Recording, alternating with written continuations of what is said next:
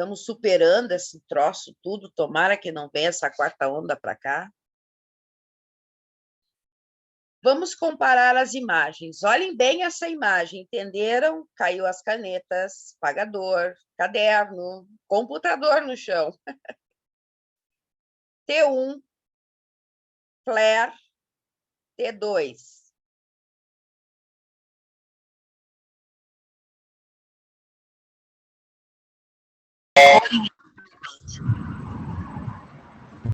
Tá? Então, aqui, ó, T1, flare, T2. Olhem a diferença da região dos ventrículos. Os giros cerebrais. Aqui aparece líquor. Aqui aparece a anatomia.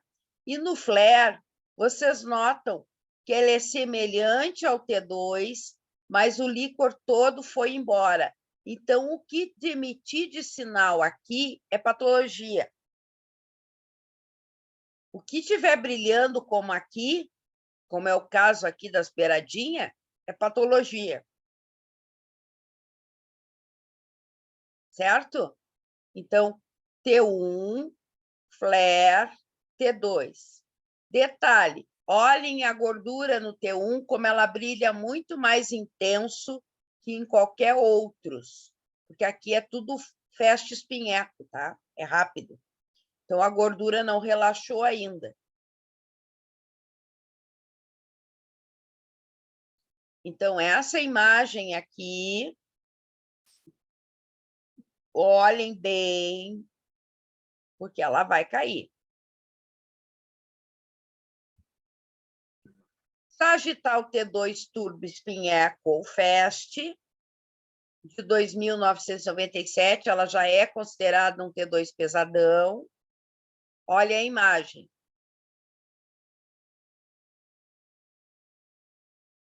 O líquor em volta do cérebro, a parte do campo.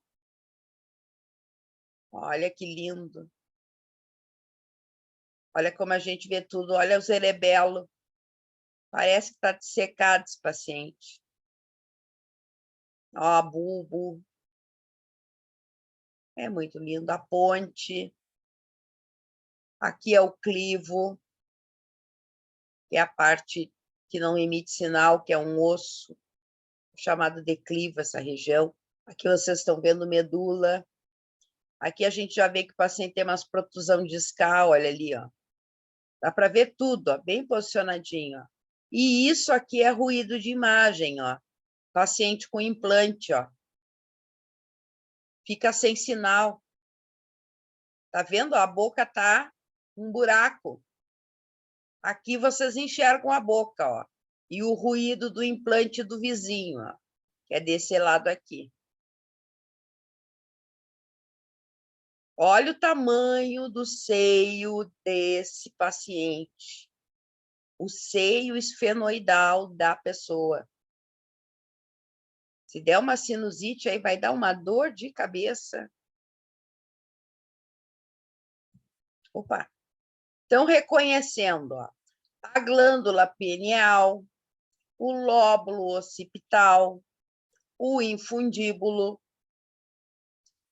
da nossa glândula pituitária, o quiasma óptico, corpo caloso, lindo, o lobo frontal, o lobo parietal, o fórnice, que é esse pontinho aqui, já falei do hipotálamo, que é responsável por tanta coisa no nosso cérebro. A glândula da hipófise.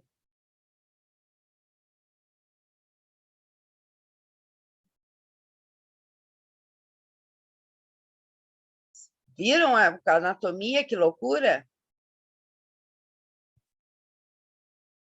Agora, existe uma sequência específica para pacientes que têm convulsão ou epilepsia. Por quê? Porque a epilepsia é uma alteração no hipocampo.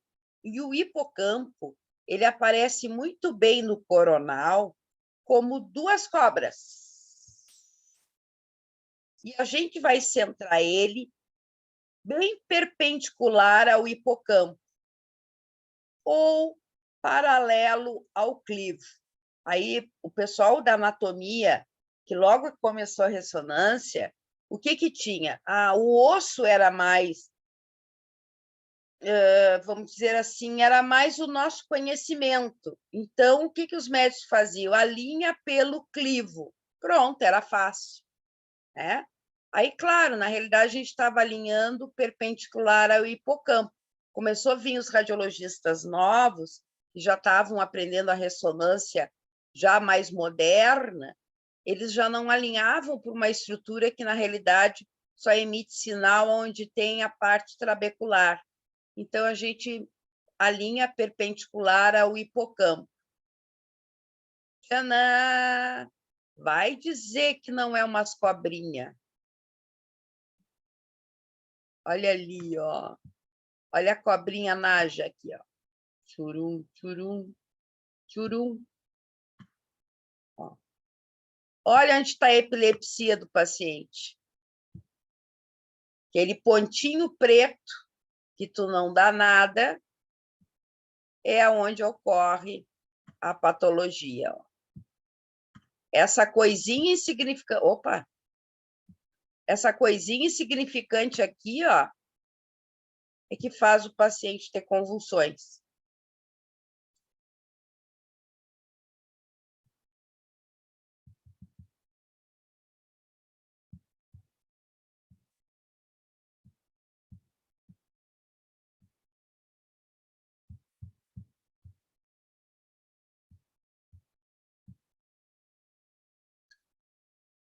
Existe hoje um exame que é feito direto. Antigamente não era tanto, tinha que estar escrito na requisição. Hoje, quando vem paciente acima de 60 anos, já vem com estudo de difusão, tá? que é para ver uma avaliação funcional do cérebro. Então, ele é feito em axial, vocês estão vendo aqui, ó, centro alinhado como se fosse fazer um crânio, e a gente quer ver como é que está a função cerebral, se está ativa. Então, ela é feita de maneira que apareça o cérebro do paciente, onde é que tem lesões. Essa aqui é muito usada para quem tem AVC isquêmico, já tardio, que é controle para ver como é que está a lesão, se ainda é permanente, né? E a gente tem também a esclerose múltipla, que é uma patologia que às vezes se assemelha ao mal de Alzheimer, que o Alzheimer é quando a gente tem a perda da melanina nos neurônios. E aí existe a falta de comunicação elétrica. A esclerose múltipla, infelizmente, é uma degeneração total do cérebro. Esse aqui é um caso de esclerose múltipla avançado, tá? Onde o paciente já está perdido, não tem mais conhecimento. E aí, como é que aparece? Ó? T1 sem contraste e T1 com contraste. Aqui a gente já vai falar da gordura que eu já comentei para vocês. Ó. Não é T2, como a gordura do couro cabeludo está emitindo sinal. Olha um T1 espinheco.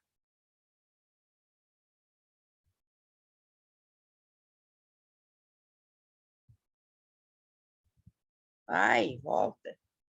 Então, aquilo que eu comentei para vocês, né? É porque a gordura não relaxou e a gente está fazendo, então, excitação ainda dos outros e ela não quer saber. Chegou outra pessoa ali para falar, ela continua falando. Né? Porque o que vocês têm que entender é que a ressonância, tu emite uma frequência para os átomos do corpo e eles vão começar a emitir o sinal de volta. E cada estrutura emite num tempo. Então, os protocolos de ressonância foram criados de acordo com essas respostas. E no caso da gordura, quando tu faz o fast spin echo, não tem como evitar que ela fale. Ela sempre vai emitir um sinal. É mais fraco, mas ela continua emitindo, porque ela não teve tempo de fazer o seu relaxamento total. Como é que ficou até aí? Ficou perdido? Nós vamos ainda ver mais um pouco, calma. Na aula que vem, na quarta-feira, nós vamos fazer continuar a aula e vamos fazer uma avaliação só da tomo, tá? Online. E a ressonância na outra quarta. Nós vamos fazer uma por semana, tá? Então, a gente faz agora na próxima, eu vou fazer só da tomo. E aí, na outra semana, eu faço só da ressonância. Que senão vai ficar muita coisa para vocês relerem e vai ficar complicado. Bom, ressonância magnética, ela veio também para solucionar os problemas que se tem com relação à hérnia de disco, degeneração de disco, discopatia de disco e N coisas que acontecem na coluna lombar. Então, vamos colocar o paciente, os dados do paciente. Já fizemos a anamnese. O paciente está com frio, quer deixar a calça comprida com feixa aqui, pode? Não, nem pensar. Vai dar um ruído, eu não vou ter exame. Ele vai passar no vestiário, tirar toda a roupa, vestir um avental, vestir um roupão, com a abertura para frente, se fechar bem fechadinho, e a gente tapa ele com coberto. Ressonância é o local mais frio de exame para trabalhar. A gente trabalha de blusão de lã.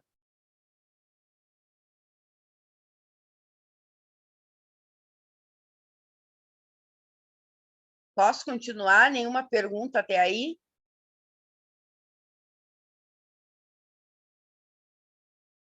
Então, vamos lá. A gente tem a antena, geralmente as antenas de colunas, elas servem tanto para lombar como para dorsal. Essa, então, a da Philips,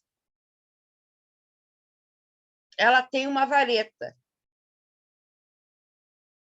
Se for para dorsal, eu empurro essa vareta para cá. Como é para lombar, eu puxo essa vareta até a asa ilíaca. Tá? Que a altura da vareta é bem acima da asa ilíaca. Aqui da cintura você sente o osso. Aqui na cintura você sente o osso. É ali que tem que parar essa vareta. Essa vareta ela regula a intensidade de sinal para aumentar o sinal aqui onde tem mais dificuldade de captar, em função do osso, que não emite sinal. Então, aqui eu vou pegar uma imagem chamada de Interview, eu vou escolher a que aparece os 3 planos, a melhor imagem, cada uma sai 3, 4. Vou colocar aqui as de interesse, olha que linda, e vou planejar. Vou fazer os seguintes planos: T1 e T2, fast spin echo. T1 eu vou usar sagital e axial, T2 eu vou usar sagital e axial. Tudo sem contraste. Se eu tiver que injetar contraste, quando se usa suspeita de tumor ou pós-cirurgia de hérnia com suspeita de fibrose na cirurgia. Pessoal, a gente, quando faz cirurgia com paciente de traumato, eles abrem a fundo ali. Na hora da cicatrização, pode formar uma fibrose no tecido, que é um tecido mais rígido, e para tristeza do paciente, os sintomas não vão embora. Fica como se estivesse pinçando o nervo ainda. Então, aí se injeta contraste. Sagital T1 espinheco e axial T1 com gadoline. Quando é que eu faço coronal? Tumor. Estamos aí fazendo um T2 bem pesadão, 3.700 com 130. A gente arruma as linhas de acordo com a coluna, porque às vezes ele tem uma rotação. Se vocês olharem ali, tem uma coisa pinçando a cauda ali, ó. Esse aqui já é o saco dural, na altura da S1. Ó. Isso aqui é medula, cone da medula e a caldequina. Ó. Já tem os filetes ali.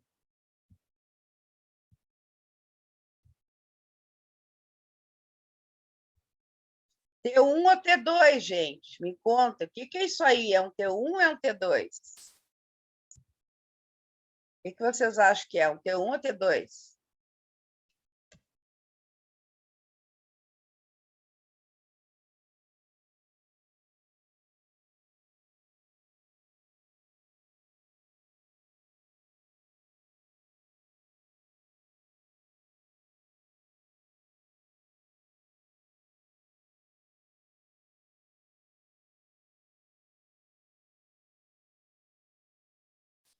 O que a gente tem na coluna? Além da medula e do cone medular. O que tem protegendo essa coluna? Gordura? Não, não tem gordura aí, não. O líquido encéfalo-raquidiano, aquele mesmo líquido que eu tenho lá no cérebro, que vai passar pela coluna. Então, aquele líquido do cérebro, ele vai para a coluna, ele circula na coluna. Tanto é que, se tu fizer mielografia, tem um período para esse paciente não sentar, porque senão a gente pode matar o paciente com o contraste subindo, o contraste sobe.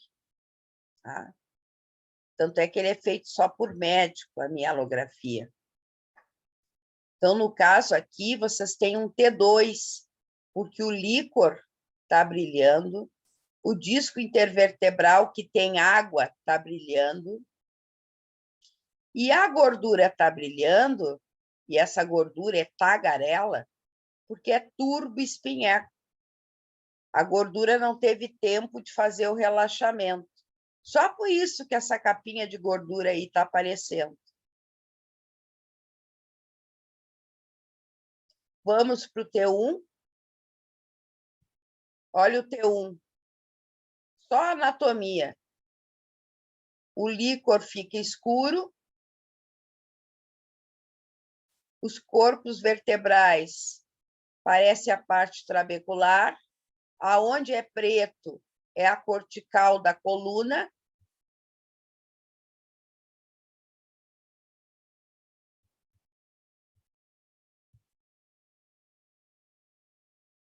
E vamos para a axial T2.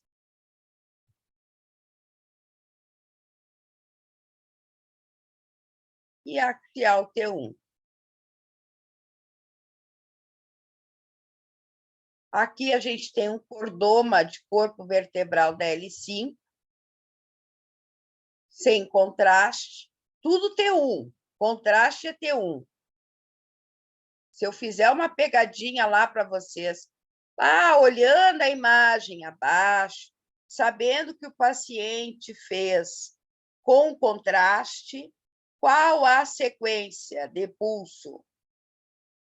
T1. Tá? Se eu injetei contraste, é T1.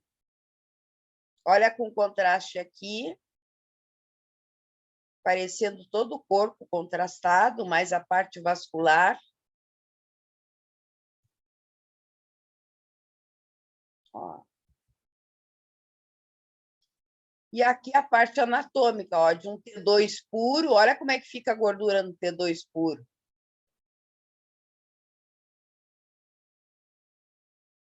Olha como essa gordura está emitindo um sinal semelhante. Ó.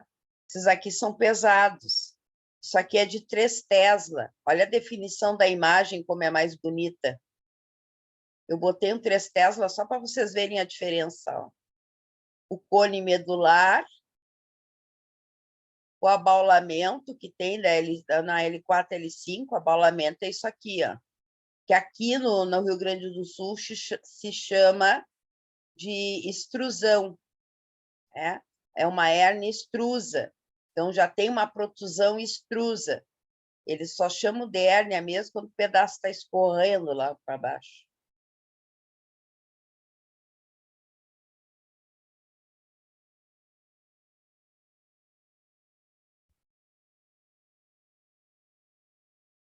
Pergunta? Vamos parar.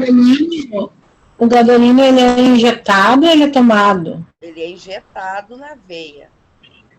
Ah, tá. É endovenoso. Por isso que eu tenho que parar com a metformina.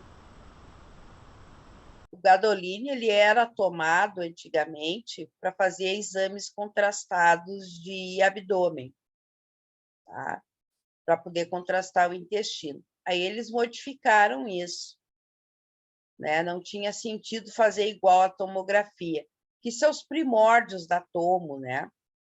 Os primórdios da ressonância, tentava fazer semelhante à tomo. Por exemplo, a gente usa para contrastar a parte da vesícula, para contrastar o fígado, a gente usa suco de maracujá. O paciente toma um suco de maracujá, sabe aquele concentrado? O paciente vai tomar um copo daquele suco, é o suficiente para a gente contrastar, ver a função de fígado aparecendo. A gente vai ver alças intestinais com suco de maracujá. Eles têm também o suco de abacaxi, que funciona da mesma maneira. E hoje eles estudam ainda alguns outros tipos de alimento que serve liquidificado para ser tomado como um meio de contraste na ressonância. É bem interessante os trabalhos que tem recentemente aí. Quer dizer, antes da pandemia tinha, que eu estava até controlando, no Alberto Einstein e na parte europeia ali. Se vocês botarem contraste de ressonância na Europa, vocês vão ver em inglês, aí depois pede a tradução do site, que sai direitinho. E ele é bem importante, assim, é bem significativo o que tem ali. Tem muita coisa diferente hoje na ressonância em questão de contraste. Então, usa coisas que para o paciente não faz nem mal. Tomar um suco de maracujá, tomar um suco de abacaxi. Eles tentaram o suco de caju, pelo componente que tem, o substrato. O suco de caju não respondeu tão bem, né? Contrastou bem os intestinos, mas para o fígado não apareceu o que eles queriam. Então, tem bastante ideias assim que tu vê ali, né, que hoje está sendo usado. Cirurgias bariátricas que fazem ressonância para ver alguma coisa diferente. A Viliane está dormindo. Quase, quase. O que houve, Viliane? Trabalhou demais hoje? Hoje foi pesado. Foi punk? Foi. Ela boceja lá e eu me tranco aqui. Não. E aí, Mariana, me diz como é que tá?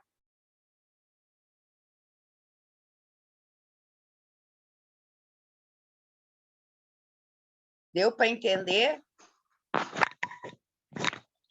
Tá um pouquinho confuso. Me diz o que está confuso aí para mim poder ajudar.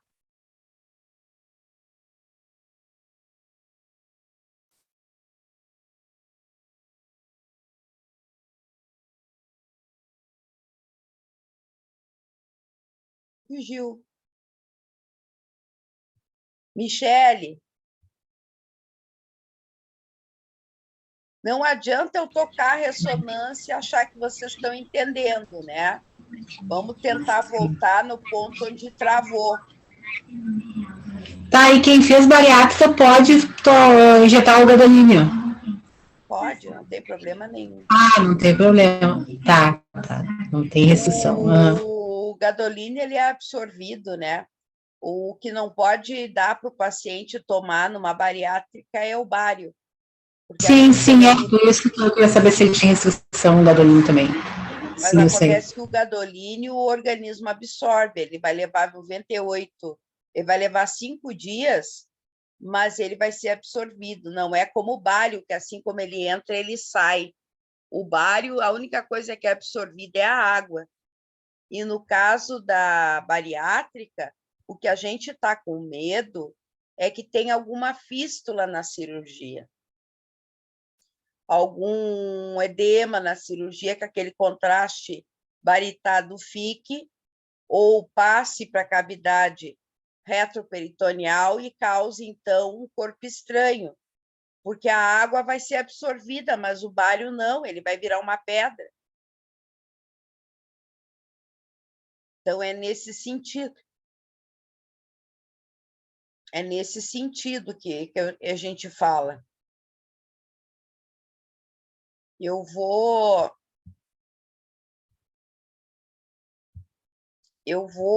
voltar um pouco para a gente fazer alguns resumos, para ver se melhora um pouco essa situação aí. Eu acho que é importante não deixar seguir quando não está bem claro o que a gente quer, né? Se eu não estou entendendo, vamos ver o que a gente não está entendendo. Eu preciso que você seja sincero naquilo que não está sendo entendido.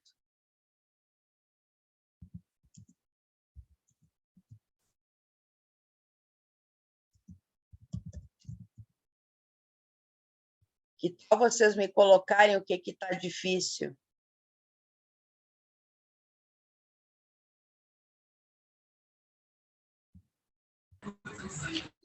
Aí é bem confusa. Para mim, eu achei bem confusa. Esse espinha e eco e feste, eu achei bem confuso também. Tu achou confuso? Eu achei. Não sei os colegas, mas eu achei. Depois não, depois foi as imagens foi tranquilo daí. Mas essa parte aí eu achei confusa. Os colegas podem falar também se foi só eu, se não foi.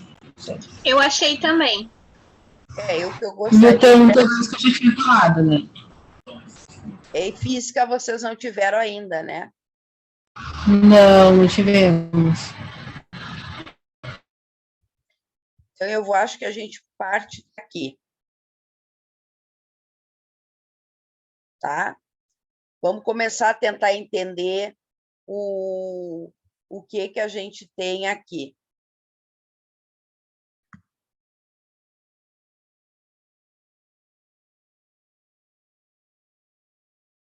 Eu vou pegar um filmezinho de ressonância para vocês entenderem um pouquinho do que ocorre com a ressonância.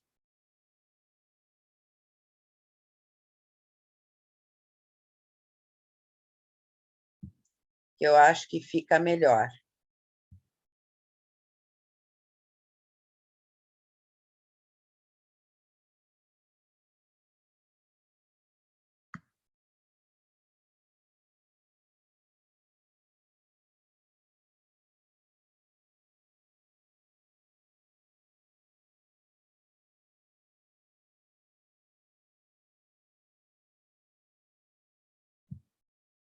Tá? Eu vou tentar explicar de uma maneira um pouquinho diferente. Vamos ver se melhora. Na ressonância, quando vocês colocam o paciente lá dentro do tubo, a coisa é microscópica. A gente não enxerga. Mas cada célula do nosso corpo tem uma molécula de hidrogênio, que a gente é formado 70% por água.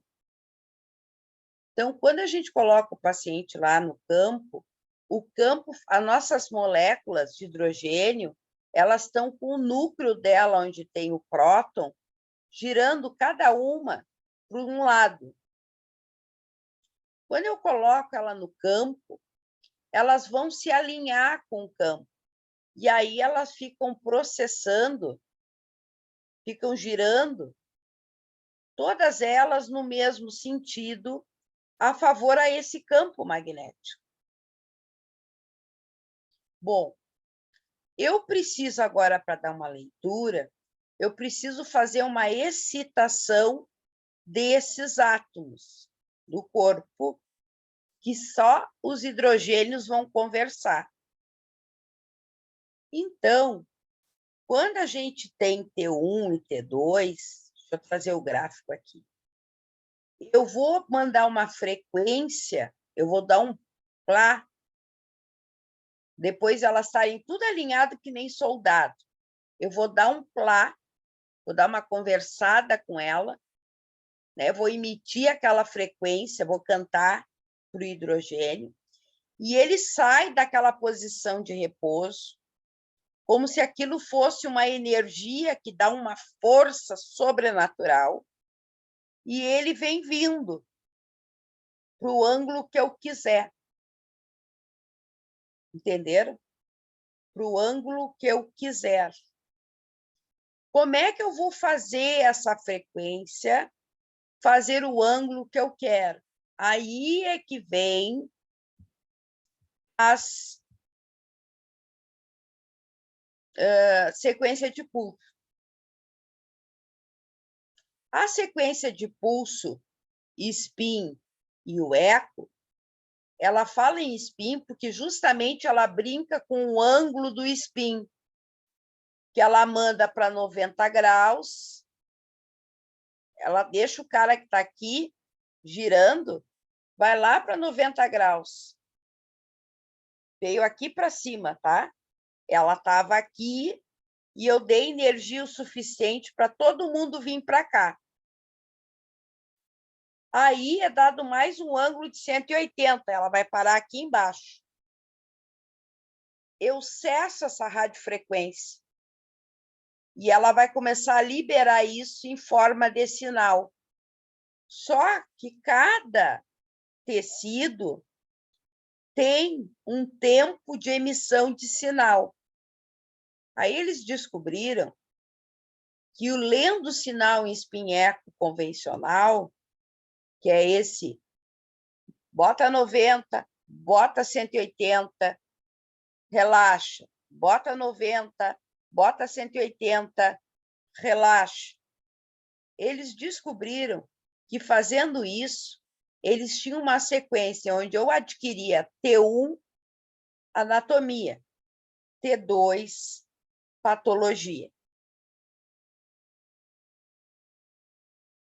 Depois, eles criaram os de inversão, que é específico, as sequências de inversão são específicas para uma única finalidade. Eles criaram uma sequência flare, que serve para suprimir o sinal do líquor. Eles criaram uma sequência STIR, que serve para suprimir o sinal da gordura. Então, fica a pergunta: qual a sequência de inversão utilizada para encéfalo? Qual que vocês responderiam?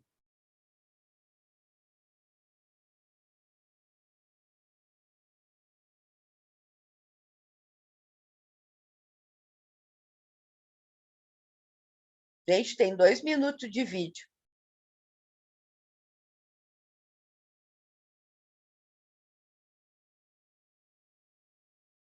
Qual é a sequência que suprime o sinal do líquor? Qual é a sequência de pulso?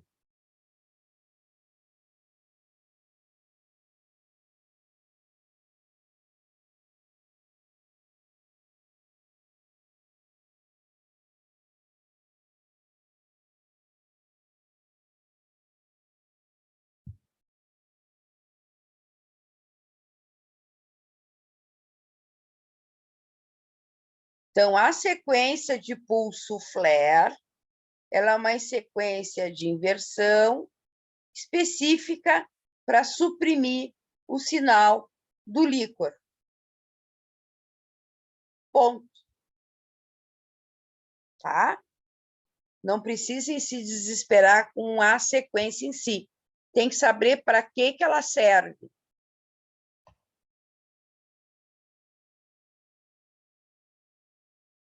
Gente, eu vou ter que fechar esse vídeo e aí a gente já volta no próximo, tá? Aí eu já volto para explicar de novo.